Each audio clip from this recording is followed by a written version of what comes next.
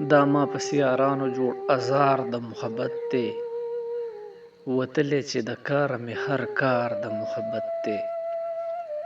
راغله ستړي ستړي ستړي ستړي راته وویل دا څومره بلا ستړی انتظار د محبت دی.